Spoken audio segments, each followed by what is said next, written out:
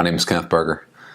Many families hear the word sepsis for the first time after a loved one has been placed in the hospital or other long-term care.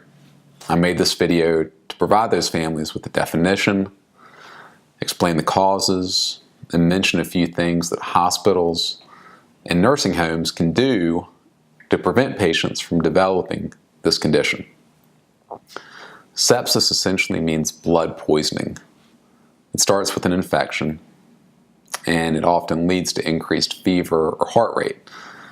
When mistreated or undiagnosed, it can progress to septic shock.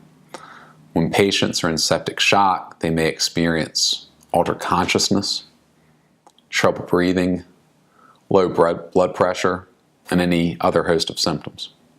Once sepsis has been identified, it should be treated aggressively. A patient with sepsis will always receive, and should always receive, a regimen of antibiotics. Some patients will be given blood pressure medication and insulin.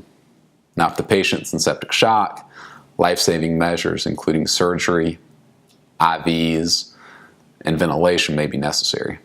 Though sepsis is difficult to prevent, certain measures can be taken to reduce the likelihood of its occurrence.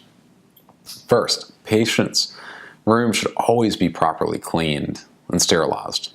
Second, all invasive devices, including IV needles, ventilators, and catheters, must be 100% sterile before use. And third, patients who spend most of their day in the bed and may struggle with wetting the bed ought to be constantly monitored to ensure they're not lying in soiled sheets.